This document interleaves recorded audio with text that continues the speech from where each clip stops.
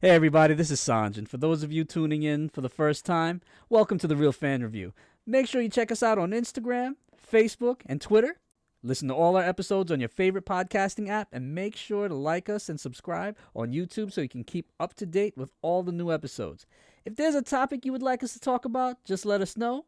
Our email address is therealfanreview@gmail.com. Real is spelled R-E-E-L. Enjoy the show.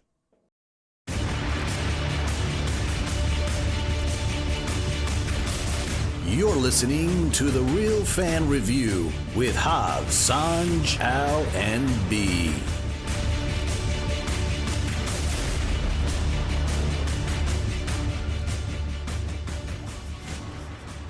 What's going on, podcasters and YouTubers? This is Hav here, one of your hosts from The Real Fan Review.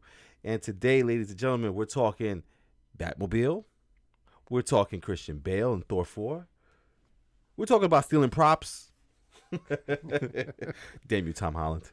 We're also talking possibly a top 5, top 10 on Pixar. And the first question we're going to go to today is we're going to be talking about No Time to Die and the coronavirus. Oh, COVID-19. COVID. All right. So with me today, we got my boy Sanj. Good evening, everybody. As always, it's a pleasure to be with you. And we got my brother B. Don't drop that thun-thun. We got my man in the chair, Al. How's it going, everybody? And we got the 4 on video today. What MPG? So let's get right into it, man. We've been all hearing the news of COVID-19, this form of coronavirus going around. It's causing a little bit of a, I don't want to say mass hysteria, but a little panic around. Mass hysteria. Mass hysteria. Unfortunately, it has become mass hysteria. Yeah, but mad toilet wipes. I just stopped using the toilet. Man, it's so crazy. So backed up. People are stealing Purells.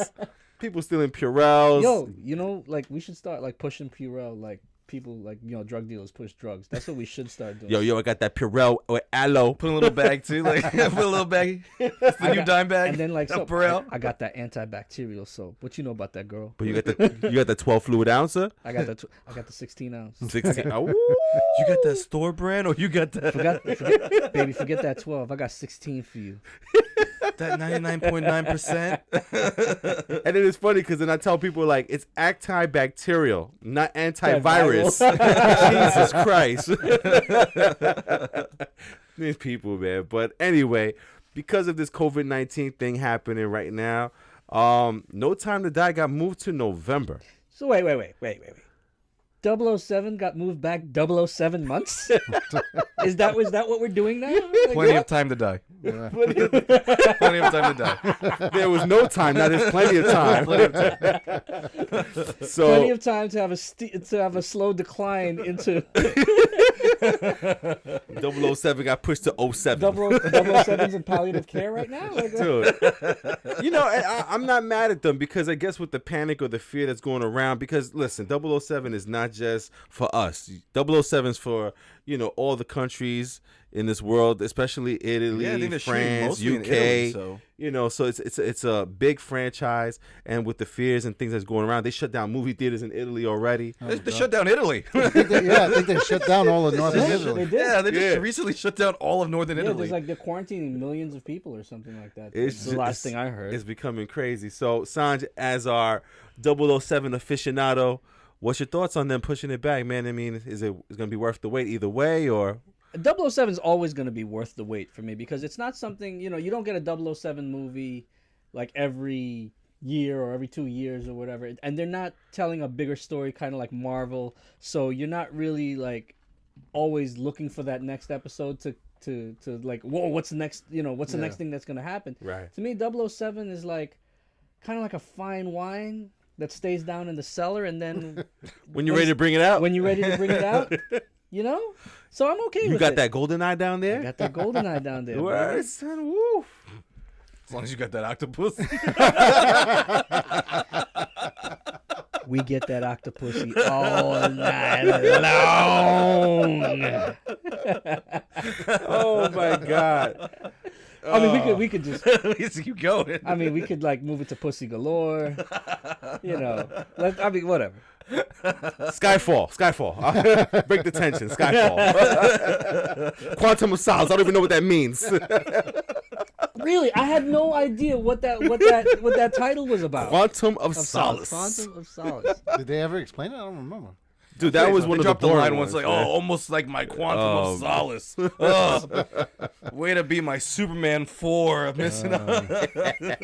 Listen, they've title. had some misses in the James Bond. They saga all there. can't be winners. They all can't be, winners like that. But Al, man, what's your thoughts on them moving it back until November? I mean, I understand the concerns and everything. I just don't they think want to make them. that was. I don't think it was needed.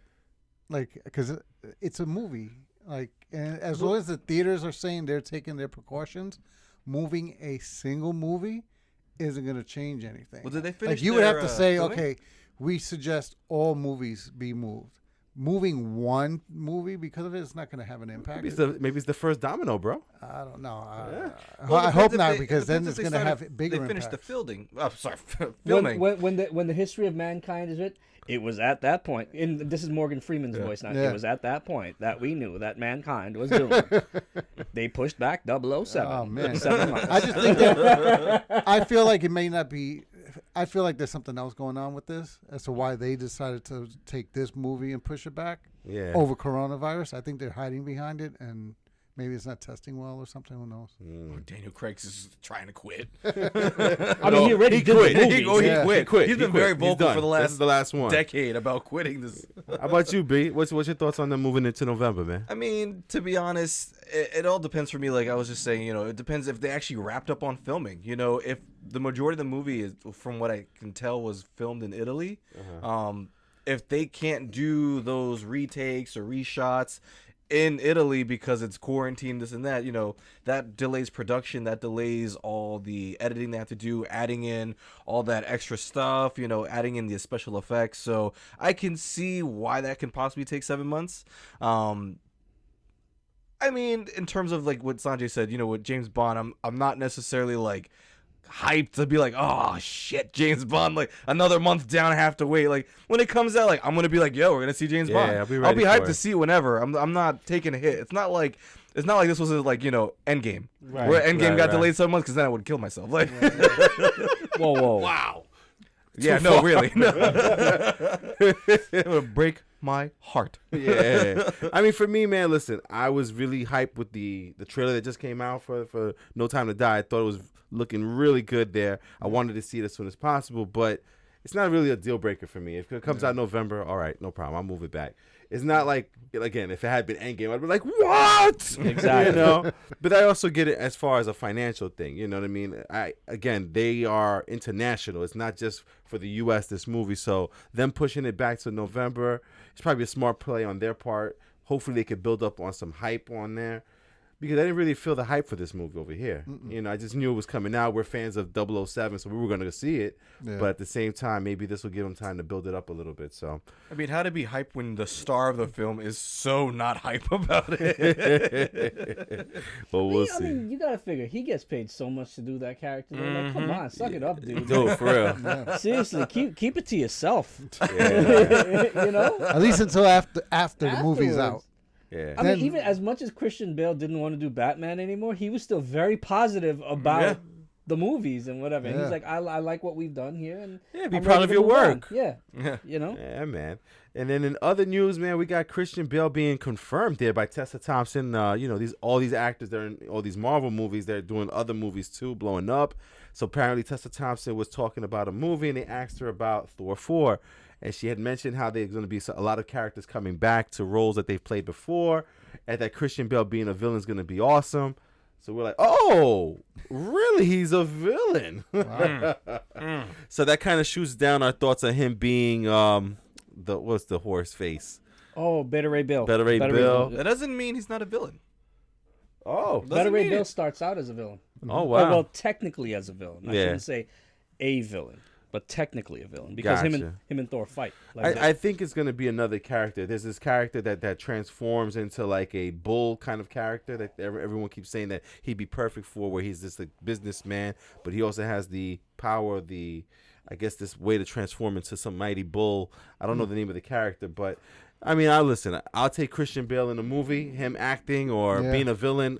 I'll take it anytime, man. So, like, B, what's your thoughts on Thor 4 with having Christian Bale as a villain for sure? I think, like you said, he's awesome. You know, so having him in the movie in any way, shape, or form is awesome. So having him as a villain is even better, especially when you start to think about how he's going to play off Liam Hemsworth. You know, or how Liam Hemsworth's going to play off of him. Right. You know, so... Thank you. Thank you. So, yeah. So I'm actually really interested to see how this goes, you know, and how he takes on...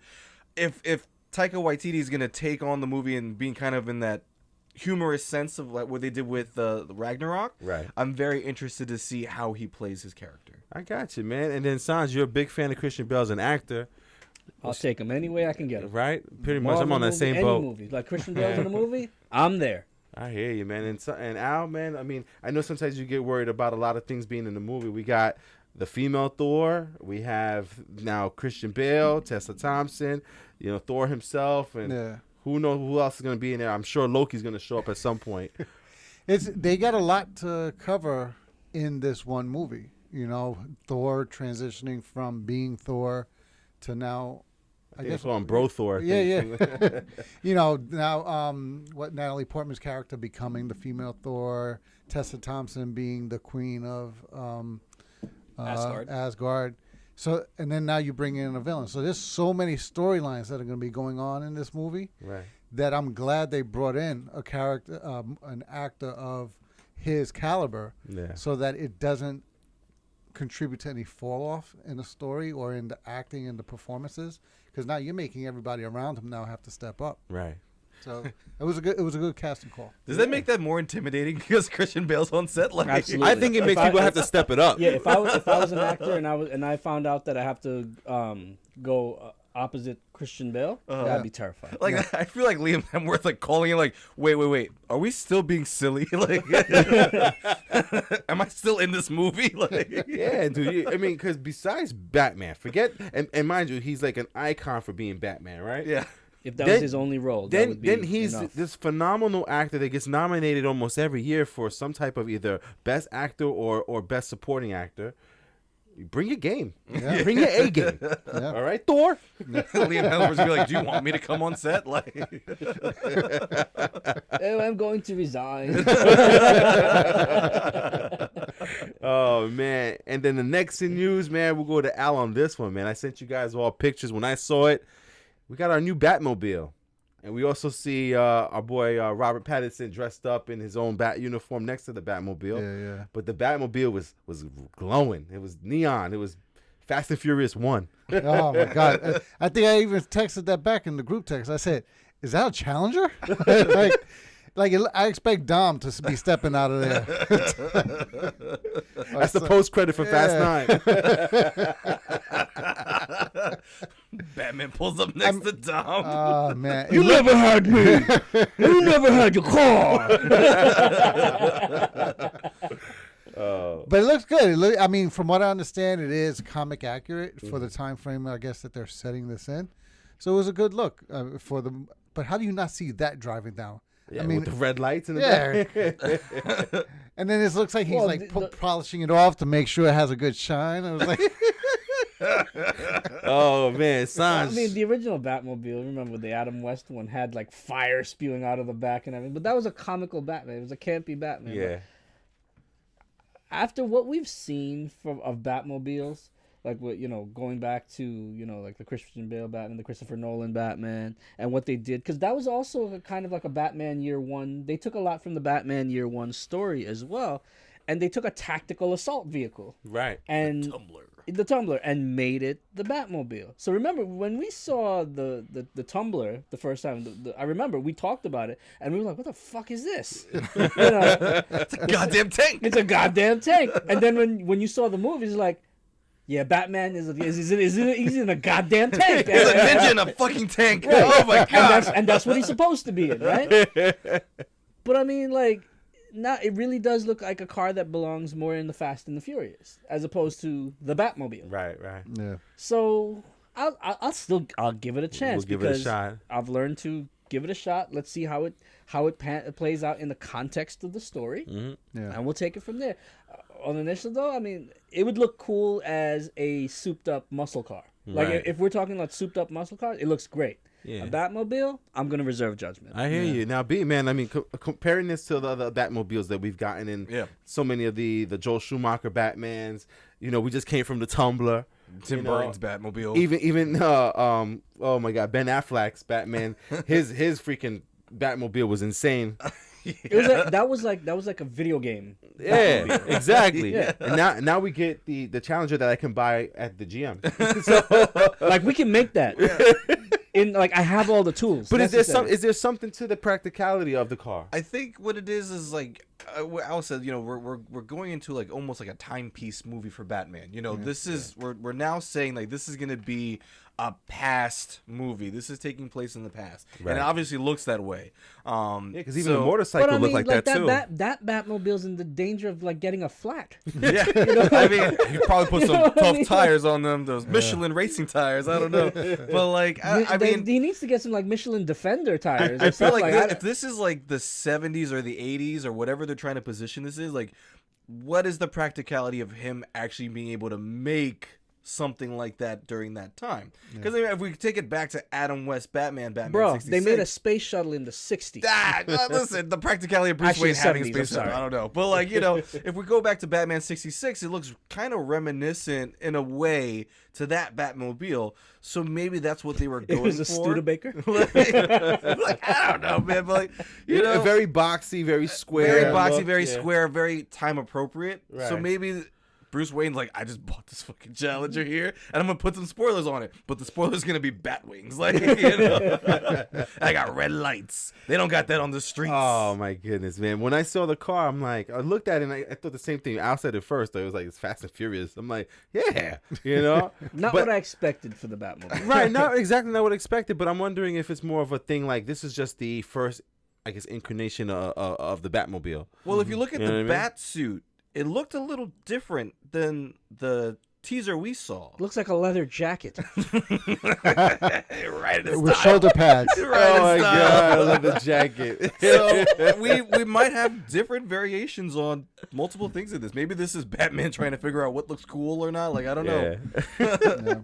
You gotta buy some shit along the way. Like, I don't know. But you know what? I am glad we're starting to see a little bit more because it was like this rumor of Batman. I'd rather not see anything. I think they're Let's really come trying to out. sell us. I'd rather not see anything. And just let me see it on the screen Yeah. when I get there. Do you think they're trying to sell us? I'm pretty sure they're trying to sell Or us. they're worried that there's so many Usually people they- taking when, pictures. When they're trying to sell you on something, they give you something you want. Yeah. You know what They're I'm like, saying? well, here's a bat suit and here's a Batmobile. You want this? And you're like, no. I think that Mike test video, I think, was them trying to sell it. I think everything else is just somebody videotaping it, because even the one of the video of the guy on the bike, like, he falls at the end.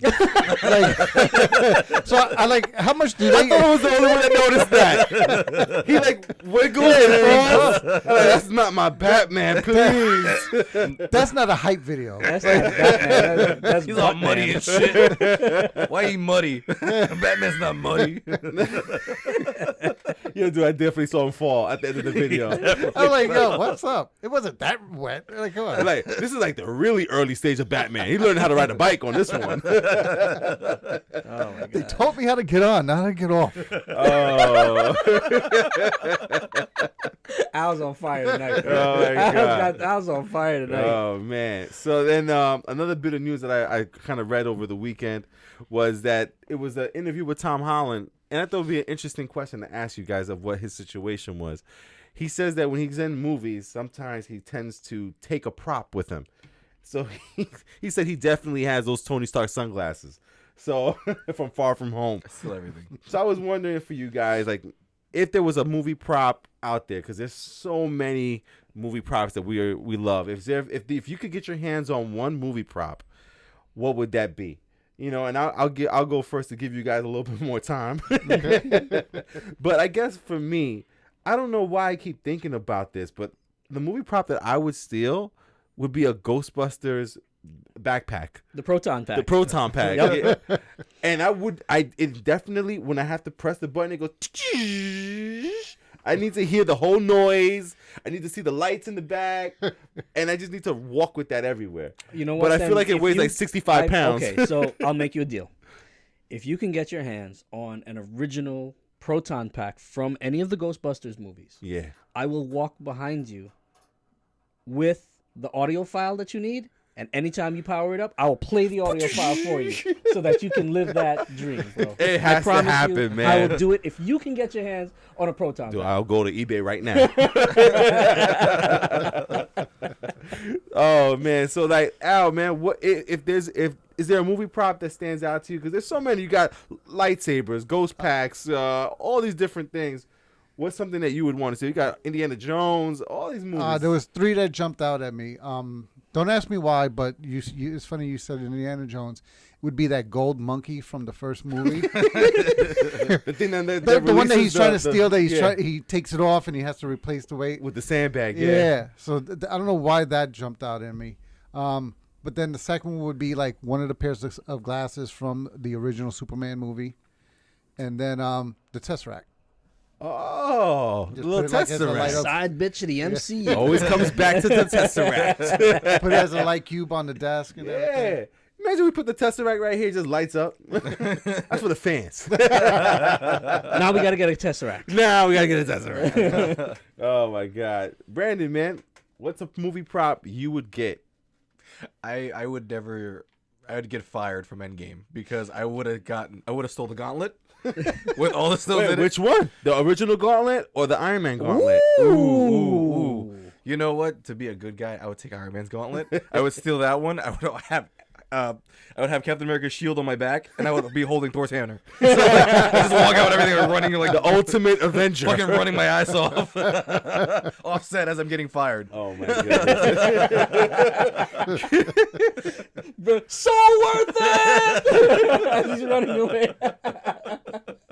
What are the side people that are in the background of the movies called? Extras. The extras. Get that extra!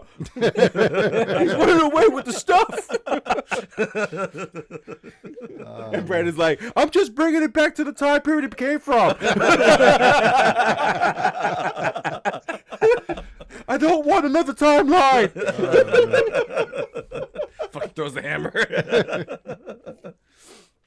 Sanj, what's the movie prop you would steal, brother? All right, there's 2 things.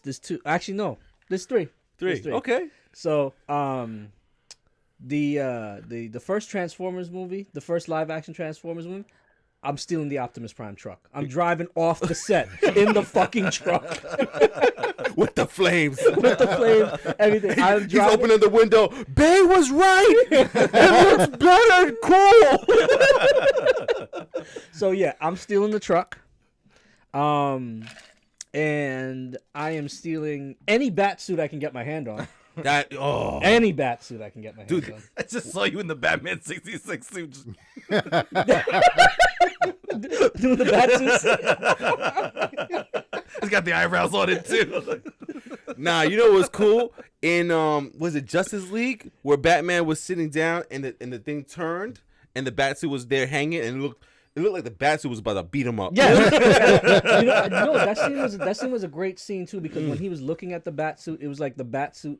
It's like he was the suit itself has its own personality. Yeah. Like you put on the suit and you become somebody else. Like it's crazy. It was crazy. That was a great scene. The batsuit looked at her. You look like a bitch without me. Yeah, right. Exactly. Dude, if you ever look at that video, you look like Ben Affleck. For real, man. Because the freaking eye thing, it looks like intimidating. It was looking down at him. I was like, oh, he's about to get walked off. Batsuit don't play. Matt Damon could kick your ass. Now I'm curious, man. What would be your third? The third prop would actually not be from a movie. It would be from an episode of Star Trek: The Next Generation called The Inner Light. There's a alien flute called a Resican that comes into Picard's possession. I won't go into how, but I would steal that. What is it, if you don't mind describing it to me? So it is a flute, like a piccolo type of flute. It gives a very high pitched sound. Uh-huh. But the reason it is that he lives. It's that episode. It's my favorite episode of Star Trek where he ends up living an alternate life because of this probe and everything from a civilization that's long since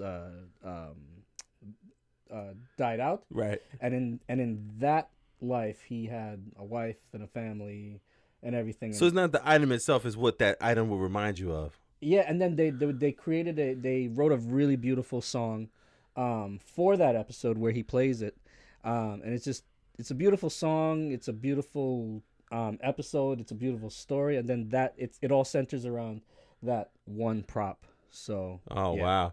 Well, you bastards all took more than one prop, so I'm going back. I'm taking my turn again.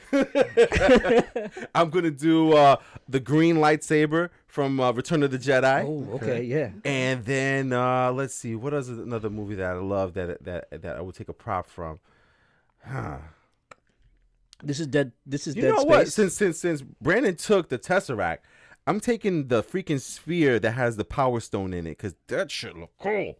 Oh, Just the little that orb. golden- yeah. Yeah, the orb, and I'm gonna encase it in that thing where it's floating in the middle also, and then it burns your hand if you try to take it out. Yeah, put in there. A pity. Oh, you hear at Harv's house. Ow! Alexandra! Again!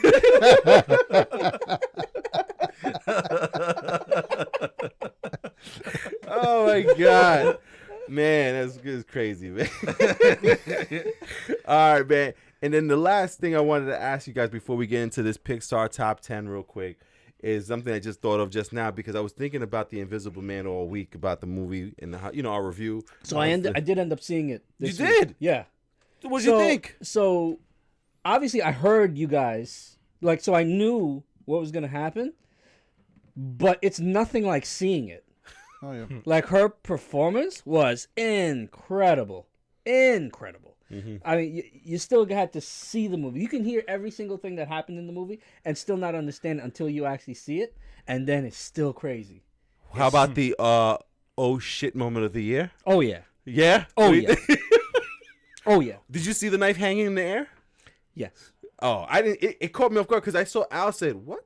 And I was like, what is he No, but looking it's at? like when's that? What? Oh, and then it was just so quick Yes. because yes. it was like, "Zhoop," and you're like, And you just... oh, You just see it all. You're like, oh. and then it's like in her hand, and she looks at it, and then everyone looks at her, and she's like, oh fuck, it's like, yo. We all sat in the theater too, like, oh fuck. The whole theater was like, oh, snap. Yeah, man. So, like, with The Invisible Man, how great they did that. This is a part of the Universal monsters that they're going to start bringing back out now. They're not going to do the whole, Dark Universe anymore. No. They actually gave Blumhouse, access to The Invisible Man. Mm-hmm. So, is there another... Since you saw how they did Invisible Man, is there someone or a character you want to see them do like this, like with its own story redone? That's we got the merman, I think it is, or the creature from the Black Lagoon. We have the mummy, vampire, Dracula, vampire. Any vampire will do, really. I would say the mummy. Blade. The mummy? Yeah, I would say the mummy. I'd want to see them update that. Right? You don't want Tom Cruise's The Mummy? He wasn't bad. It wasn't good either. Yeah. Jesus. Damn. Wow. We are killing it tonight. Oh man. We're in rare form.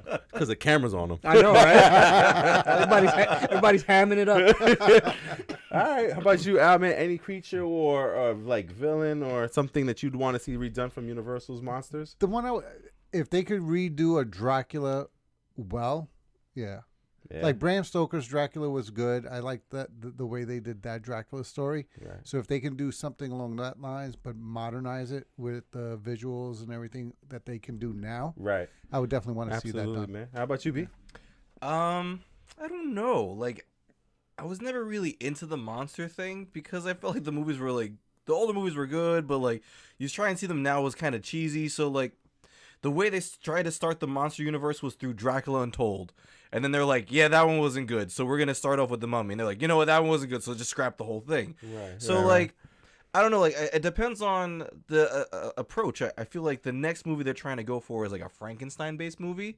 But I think maybe maybe some kind of werewolf movie. I feel like those don't get done well. Yeah. Like other than like the Werewolf in London. What about Underworld? Well, I feel like Underworld was good, but I feel like Underworld didn't like focus on like the right thing sometimes. I feel like the first movie was really good for setting up that kind of mythos and story, and then after that it was like nah, it's all about us vampires. Okay. And like so like I feel like those movies did a really good job of visualizing what the werewolf should look like, but I feel like there's never really been like a good werewolf story. Yeah, you That focuses on bastard. the... Yeah. Okay. stole my fucking answer. Yeah, man, werewolf movie, man. That's what I want to see. I want to see a It's werewolf. because we're related. Yeah, bro. But I would want a werewolf movie, man. I think those are incredible. It could be easily told. You know, guy gets bit by dog, turns into Gets turned to dog. You know what's sucking? What's sucking? It's a chihuahua that bit you. And when you got mad, you turned into a chihuahua.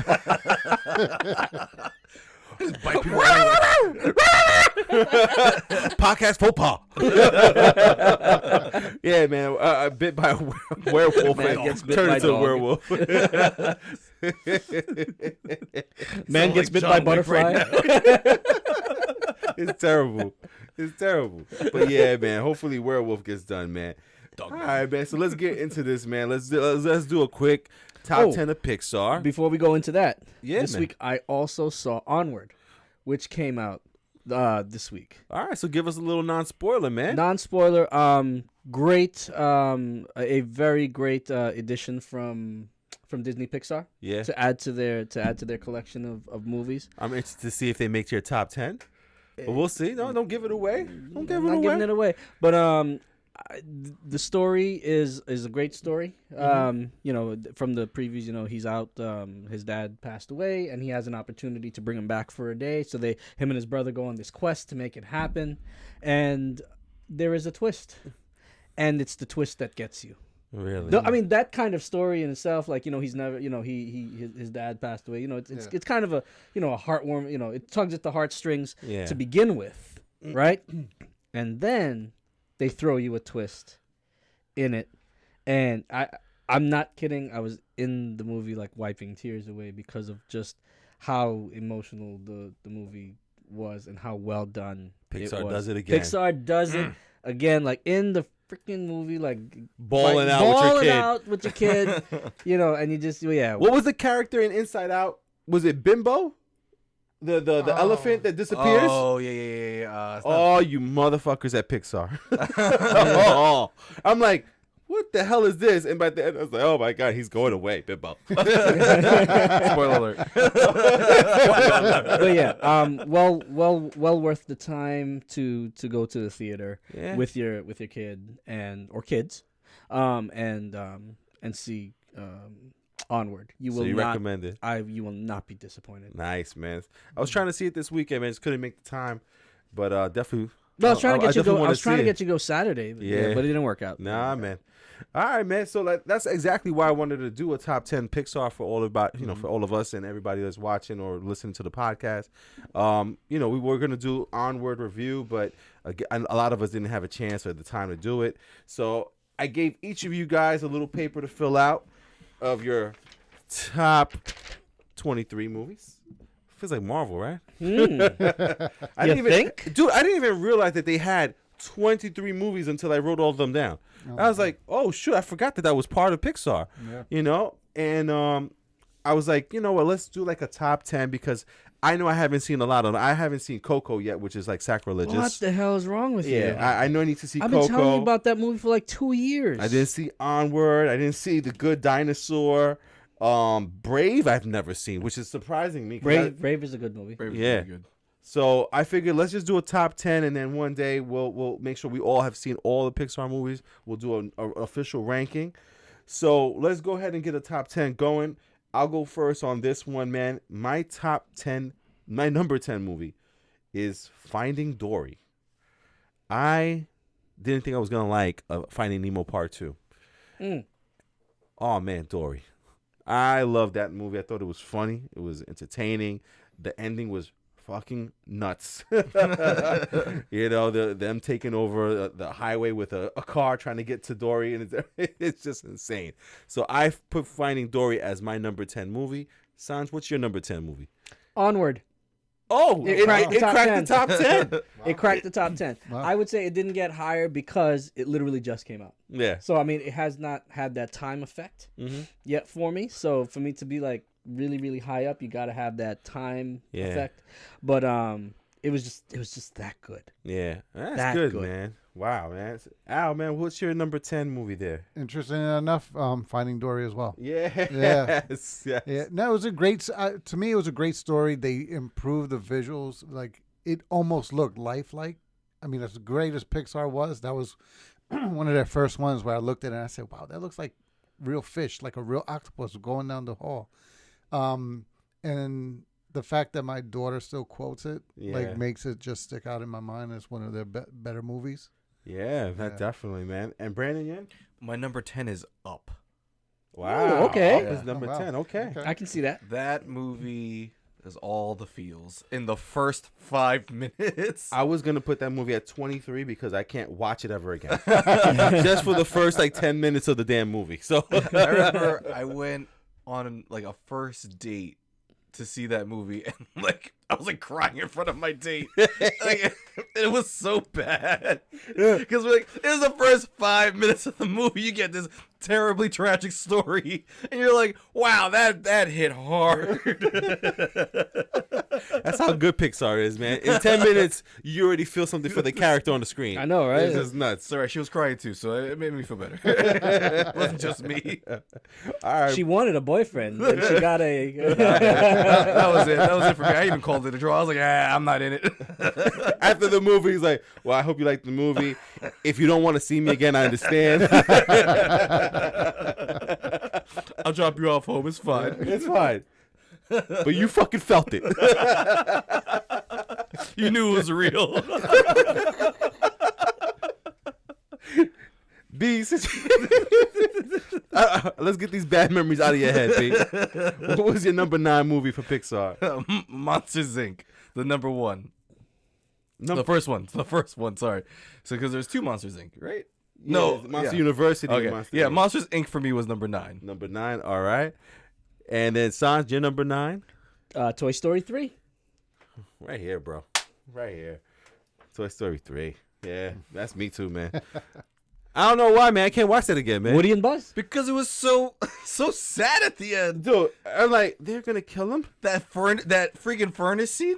That slow 10-minute build to let's hold hold hands. Let's hold hands. This is When it, they- guys. when they it's been a all- good yeah. ride. I'm sorry, what? And it was a solid 8 minutes of them going It to felt, the it felt like my whole life. They were going towards the furnace. Hal, what's your number 9 movie, brother? Inside Out. Inside Out got on to top 10. All right. Yeah, that was more so because, again, a lot of these movies changed their popularity with me after I had my daughter. Right. So Inside Out was, to me, it's one of my favorites now because it was an easy way to kind of explain emotions and so forth. That's right. So it made it. Oh well, now when you try to talk, you can refer to one of the characters to say, oh, okay, that's why you're feeling like that. Anger's taking over. Yeah, yeah. So it was cool. It makes something as difficult as emotions relatable by just referring to a character. That was a huge move for my special needs students. Yeah.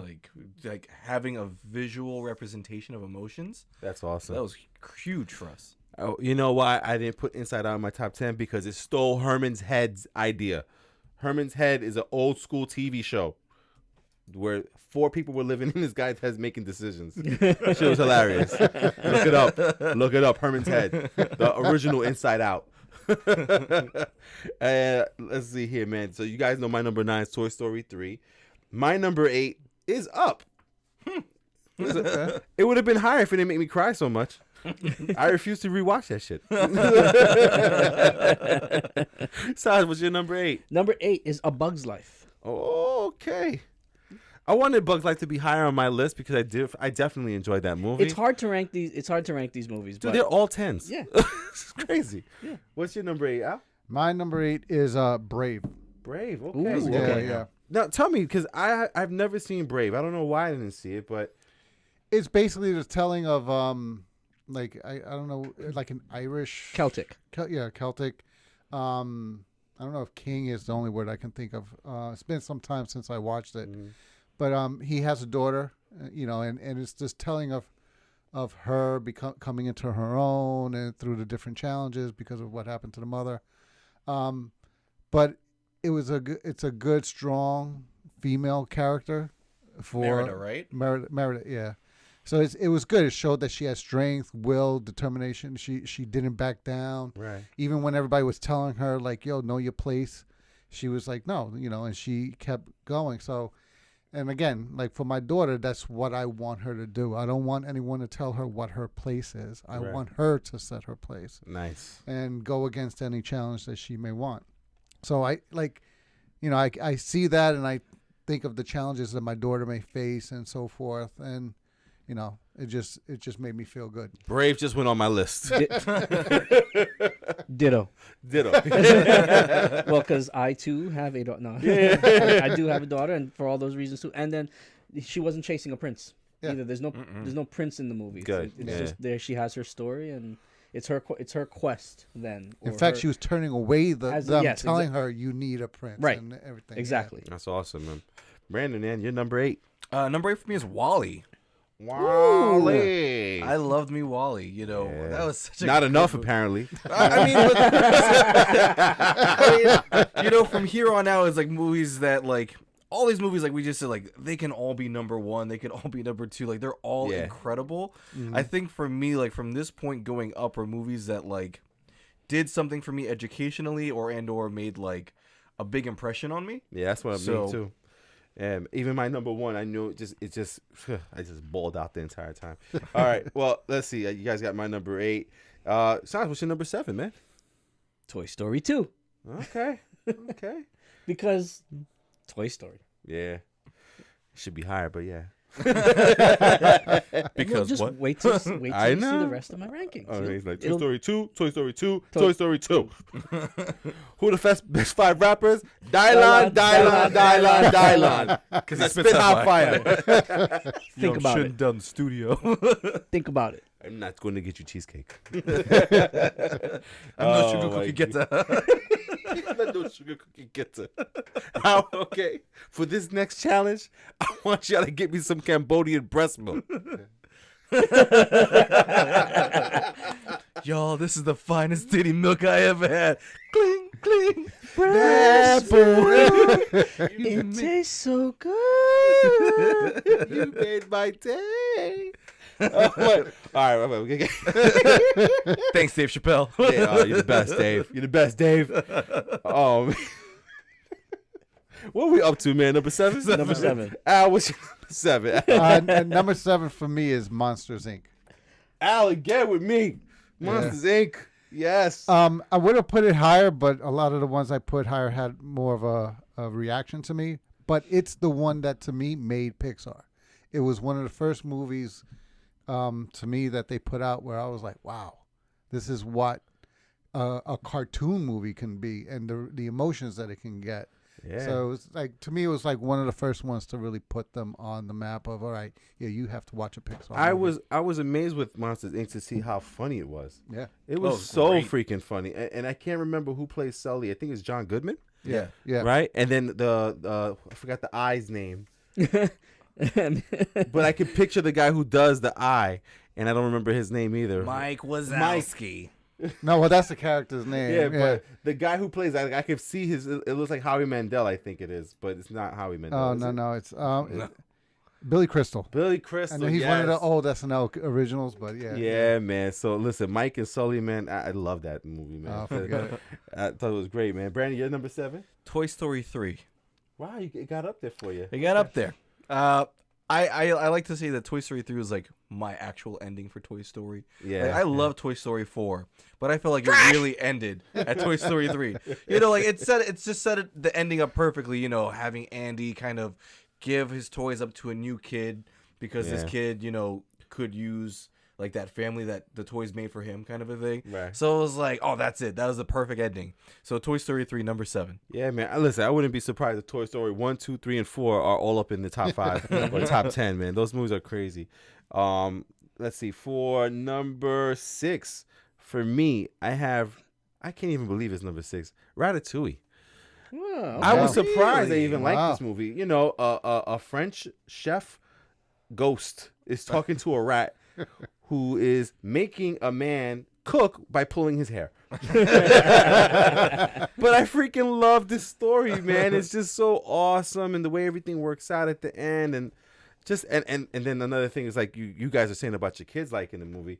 My son puts on Ratatouille just to watch the part where the grandma shoots the ceiling up, and then all the rats fall down, and then my wife runs out of the room. It's so freaking hilarious, man. I love it, man. Ratatouille is my number 6. Sanj, your 6? My number 6 is Cars 2. Screw all the Cars movies. Wow. Damn. I hate Mater. Hate Cars. But Wow. I fucking hate I Cars don't know. too. I didn't like Cars 1. I didn't like Cars 2. I didn't even bother with Cars 3. Listen, I watched all my of them son and I hate them. loved Cars. Oh, then that's a Loved great Cars. reason. That's a great Growing reason. up. So like all those movies were on heavy repeat. Like, yeah, your You son know, loves Cars, so, period. Yeah, though. he just loves cars, automobiles, Yeah, period. yeah. But he loved those movies so much when he was a little boy. And now Aw. that he's, getting into those teenage years and whatever, like I keep looking back at old pictures and like, oh, I want to see my little boy again. Yeah. But he's not my little boy anymore. Yeah, my son watches Cars all the time. If it's not A Bug's Life or Ratatouille, it's Cars. Oh, wow. And he likes the part where the cars make the tractors fart. Isn't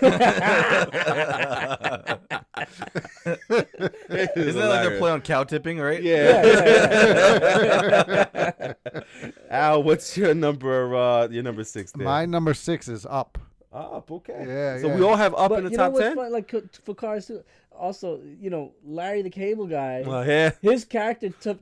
Mater. Yeah, Mater, he Gator, is hilarious, bro. Like, Which one is the one they would turn into spies? Was it Cars 2 or Cars I think 3? it was Cars 2. Right? Yeah. Because they needed some reason to like not just race. Right, then, Fast and Furious. and then they have the movie short, which is just Mater, and like he becomes like a rock star, and he has just one song where he's just saying "daggum, daggum, daggum," and like that's the whole song. Brandon, what's your 6, kid? Number 6 for me is Finding Nemo. I loved Finding Nemo. 6? It's 6. For Finding Nemo? You guys are hurting my soul. You have no soul. I'm keeping my soul inside. I couldn't find Cars anywhere on this list though. Cars is at the bottom of my list. I don't know what about it. I don't know what about it is for the Cars, but like, they freaked me out like a little bit. Like Yeah. I don't know why. So crazy. You know what? Cars is the only thing that ruins that whole Pixar theory, that they're all connected. Because it's like, Unless it's the future. maybe that's that what was it the is. theory with Cars, that Oh, it that- takes place in the future after mankind has died out and so forth. It's deep. It's deep. So, which it must died out because of what happened in Wall-E, which is my number 5. Number 5 is Great segue, by the way. Wall-E. Yeah, there you Great go. segue. Yeah, man. Wall-E was so awesome because I think the first, if I'm not correct, for either the first half hour or first 20 minutes, no talking. It's all just things that are happening to Wall-E. Yeah. You find that he's alone, what he's doing. He finds the bra, puts it on his eyes. It's hilarious. Then he finds a little cockroach and he squishes it by accident. I just love Wall-E, man. And then the story itself is very interesting because it's like you start to think about technology right now, how everybody's on the cell phones. No one wants to even go to the stores anymore. They're buying everything online. And it's just like, if we keep doing that, is that where we're headed for? Where a world where we just sit down and everything's done for us? And it made me think, like, I'm like, oh shit, technology's killing us. So I did appreciate Wall-E for the story, and I thought how great it was because without words, for the most part, from this machine, I was in love with the machine. I was like, wow, this is an awesome thing, Wall-E, right? Yeah. But yeah, Wall-E number 5. We've seen this character before. His name is R2D2. Straight rip.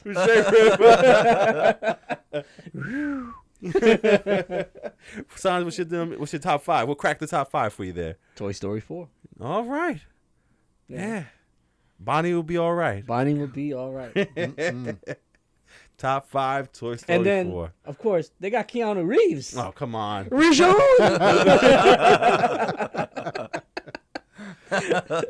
And of course, he worked in the. Whoa. Al, what cracked the top 5, Ben? Toy Story 4. Oh. Yep. My man. It was the ending that did it for me. Yep. Danny? Yeah. I mean, just having. You lost it with Plush Rush. Oh, that was hysterical by itself. But the topper was the ending. Having Woody have to say goodbye to everybody. Yeah. Just realizing that it was actually going to happen. Yeah. Just it still didn't prepare you for it. And it's funny, like being my age and here, like feeling myself get emotional. Right. To a cartoon character saying goodbye to other cartoon characters. Yeah. I looked at my wife. I'm like, really? Am I feeling like this way right now? Like it's a cartoon.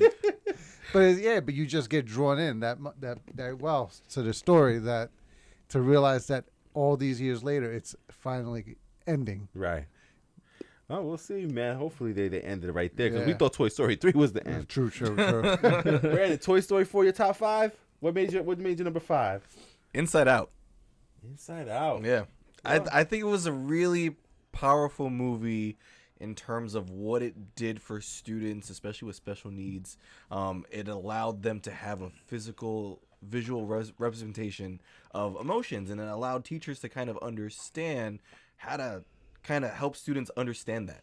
You know, like students who didn't know how to talk about emotions or didn't understand why they felt certain ways, like here's your visual representation of it, you know. And it was a really great thing for us. Like the second it came out, you can see like the whole special education field blooming over this movie. Wow. So it was a really cool thing for me. That number 5. All right. Yeah. I'm surprised. I feel bad to tell you, Toy Story 4 didn't even make my top 10. Wow. Did not make mine as well. It was number 11 for me. But Wow. Same. My number 4 movie that I can watch by myself anytime, The Incredibles. I love The Incredibles. The Incredibles to me is the Fantastic Four done right. Yes. So that is number 4 Yeah. for the Fantastic Four that it should be. Yeah, Fox can take some lessons from Pixar. Fox can suck it. Incredibles is the Fantastic Four. I mean, it's not Fox anymore, so yeah, they can suck it. So. Hail Disney. It's Searchlight, right? It's no longer Fox Fox. Searchlight? It's not Fox Searchlight. It's now Searchlight. Oh, man. Sanj, what is your number 4 movie? Cars 3. There you go. All right. Now, tell me what happened in Cars 3 real quick. Okay, so in Cars 3, this is where it starts off where, you know, he has a really bad, you know, he has an accident and he has to make a comeback. And, you know, he's getting closer to in Cars 1, he was the new young hotshot, and now he's getting closer to the end of his career. Right. And you know, he's trying to make that comeback and coming on, and it just like it's that last movie for Cars, and there's even at one point in the movie where he's just like, I still got something left in the tank. Yeah. You know, and it kind of like connected me to Rocky. Almost like with him saying that, because in Rocky, the 6th Rocky movie, Rocky Balboa, he's like, I still got something left in the basement. That's what Rocky called it. You know what I'm saying? Like, it's just like that. I still got something left. And then he kind of took on the role. It was in the last race, halfway through the race, where he actually pulled out of the race and let the person who was trying to train him to get him back. She wanted to be a race car, and no one took her seriously. And he gave her his number, because apparently in the race, it doesn't matter which racer races, it's just a number. So he said, go in the race, and she took over the race, and she got to be a race car, and he became her mentor the same way the older car was for him. Yeah, I remember the older car. in the first movie. That's awesome. Yeah, so I mean, and of course, because Sean was so invested in, because my son was so invested in those movies, like I felt like I watched him grow with those movies. That's awesome, awesome, and man. then like to come to that movie, it's like, all right, yeah. Cool. Al, you're number 4. The Incredibles. Yeah. Stop stealing my shit. That's awesome, man. Yeah, no, it's the same thing. It's one of the ones I can watch it all the time. for some reason, everywhere I go, they seem to be playing it. Every Not The Incredibles too. Jesus, no, The that was Incredibles. terrible. Oh yeah, no, Incredibles. Like when I take Layla to her eye doctor, her doctor. Incredibles. The Incredibles is the one that's playing, and Yeah. I always find myself just stopping to watch it, like as if it was the first time I was watching it. Absolutely, man. Brandon, you number 4? The Incredibles.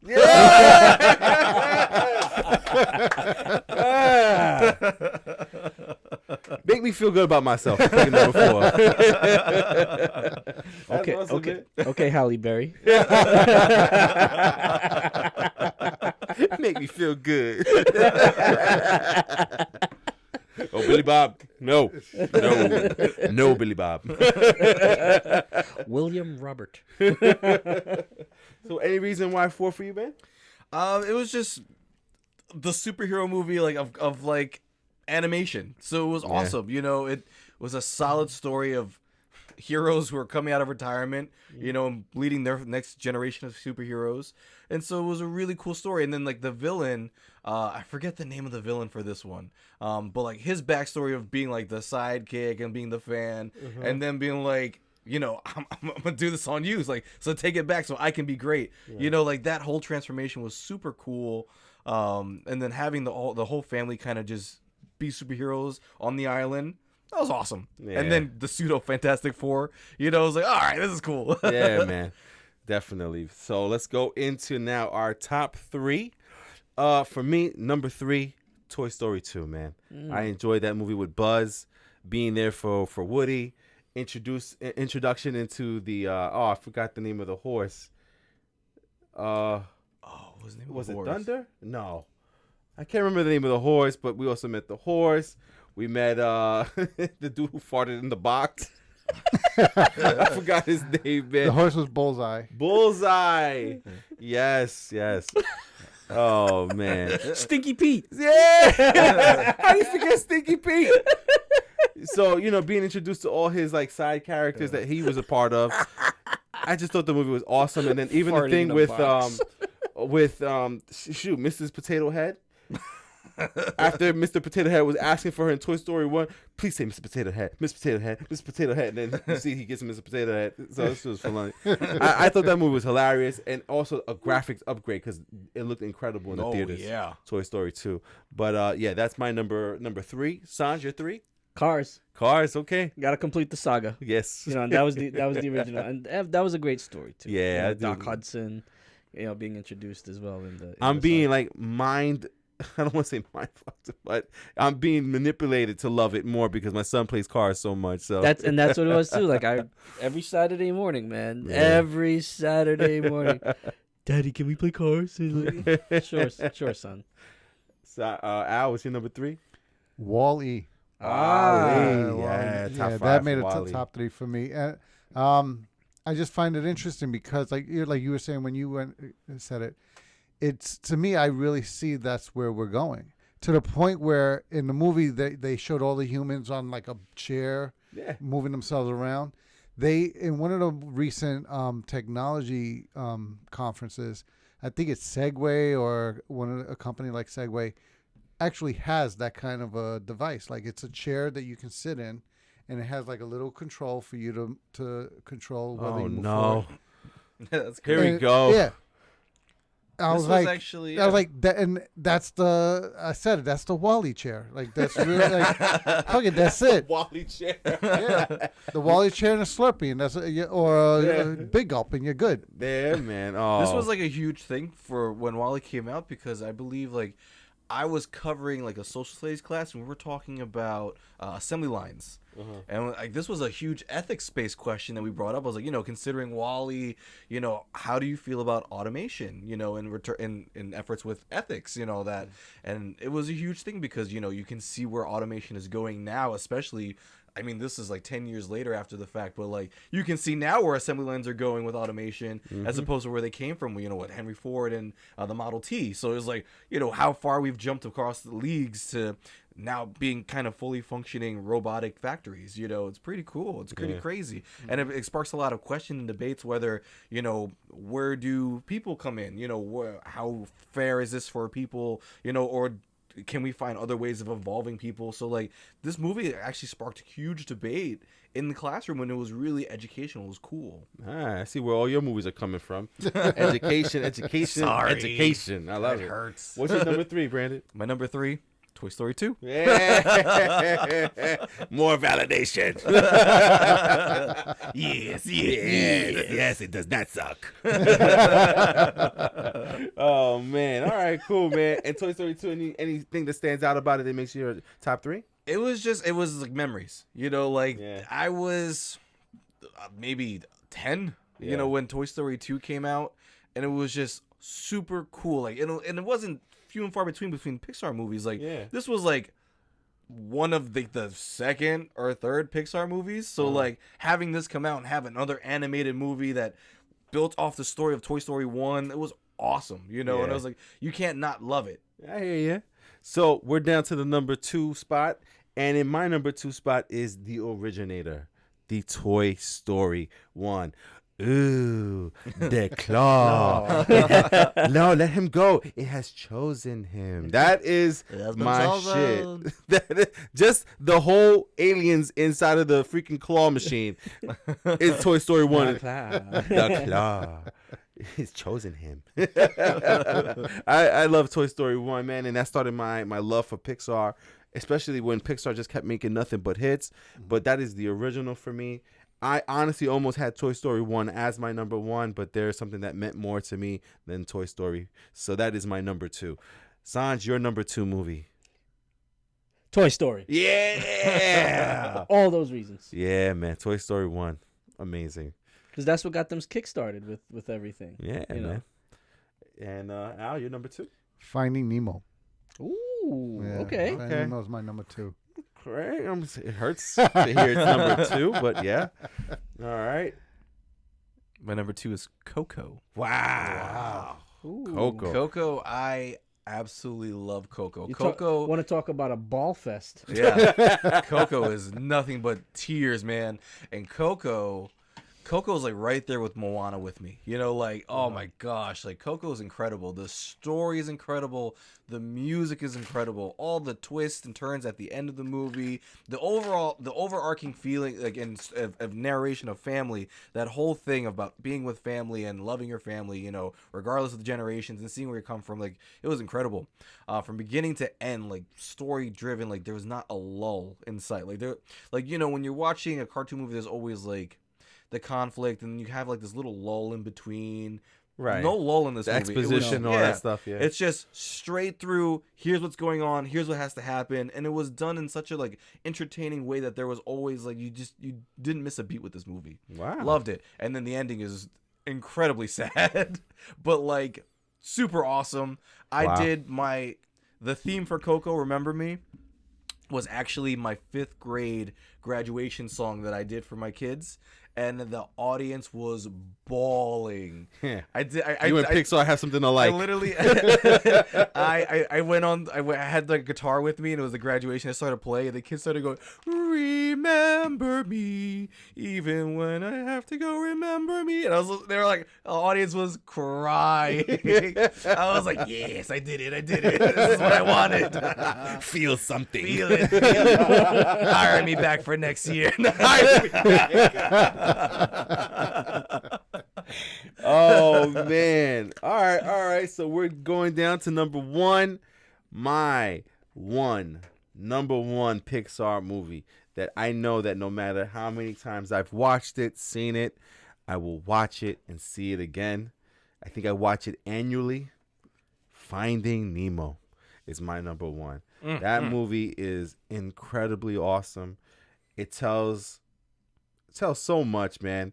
It's about trusting your children or trusting in yourself. It talks about family, what happens when things don't always work out great, and then there was also the laughs in there, some of the scenes in there. And I just remember like bawling out on Finding Nemo. Fish are friends, not food. And then just the little surfer turtle. Oh man. Oh God. Righteous, yeah. Totally gnarly, Dad. Did you see that, Dad? I was like, oh, I love him. That's crazy. That's crazy that B brings up that line. Fish are friends, not food. I cooked like 10 fish today. Oh, man. Oh, Bruce would be so upset with you. Oh my God, man. But yeah, Finding Nemo's my number one, and I don't even care. That's number one. Sanj, what's your number one, man? Coco. You too. Yeah. Wow. Coco was so just incredibly visually incredible, and they took the Dia de los Muertos story and from Mexican culture, and they just told us a really beautiful story around it, and the music and everything, and it made you cry so many times, that movie. Oh my God, Coco needs to be watched. Yeah, Coco's incredible. You still You haven't? have Oh to my watch I it. have never seen Coco. It's Yeah, no, me neither. incredible. So good. Okay, Like when you see it, you'll feel bad for not having taken this long to watch it. Wow, Yeah, Okay. I'm gonna shame myself. It's really good. you will Wow. shame yourself after seeing this movie. Like for it's not- right there with Moana. Like it's right there. Oh wow, I never seen Moana either. Oh damn. There's that I've seen. Yeah. Okay, Al, you're number one. Toy Story. The originator. Yeah, the original Toy Story. That's the one that You got a friend in me. there were so many stories, parallels to things happening in lives and everything. It was the one that Finding Nemo and Toy Story. Yeah. Forget it. I can't even talk about it. Yeah. Brandon, you're one. My number one is Toy Story. Ooh. It set it off. I was 7, 6, and then that movie made it cool to watch animated movies. Like that was the movie that like you can go see, and then made it cool when Toy Story 2 came out, and when WALL-E came out, when Finding Nemo came out. It was cool because animation movies are cool. That movie set it off, and it was obviously. Who didn't sing that theme over and over again? You got a friend in me, and when you sing that thing, you think about your best friend. Whether you're Buzz or Woody, you think about your best friend always. And so that movie was incredible. Loved it. Started everything for me. Yeah, man, that's incredible, man. So we got our top 10 out there. What I'll do is I'll put them together like I normally do. I'll put a little ranking thing for us of our, real fan review top 10. But I feel like it would only do it justice if me and Al go see Coco. You need, yeah. You have to see Coco. You might end up adjusting Yeah. your rankings. Shoot, Coco was your number 2 and your number 1. I'm like, Wow. whoa. Yeah. That says a lot. Yeah. Because Pixar don't play. Pixar does Pixar not don't play. Oh, man. I'm just telling you, when you see it, you will be moved. And the graphics are Yeah. beautiful. Oh, wow. Visually stunning. If it was just the graphics alone, it would be in the top 10. If it was just the graphics. If it had a shitty story and horrible music, just on the graphics alone. Wow. Just on the Well, that's why I love doing these things with you guys, man. Especially like talking these movie stuff, because there's a lot of times you guys talk about something I've never seen, or we'll talk about something you guys have never seen. Right. And it's just like, it's also cool because maybe the people who are listening or watching, they'll be able to be like, oh, wow, maybe I should give it a look. Yeah, maybe I should go give that a look. Right. So hopefully we're doing that for anybody who hasn't seen any of these movies. Pixar's a shit. Hail Disney. Hail Disney. All right, man. That's going to be our show for tonight. We want to thank everybody for listening, for watching. And, we'll continue to keep doing this. Next week is our 1-year anniversary. Woo! We're doing a little real fan review dinner next week. Looking forward to that. Yeah. And, again, next year, this 1 year is going to be the next year of us getting even more involved with the video aspect of it. We're going to do, get into some interesting subjects. We'll Lots of excitement to come. Yeah, man. So we just want to thank you guys for listening. Signing off from here in New York, we got myself, Hav. We got my boy, Sanj. Good night, everybody, and be safe. We got my boy, Al. Have a good one, everybody. We got B. Fish are friends, not food. And you got myself saying, stop stealing all the Purell. It's antiviral. It's a virus. It's not bacterial. And if y'all need that Purell, I got that Purell. I got that 16 cent. I got that pure Purell. That 99.9. That 99.9. With that aloe vera. I was about to say alcohol and aloe. Alcohol and aloe. Have a good night, y'all. Good night.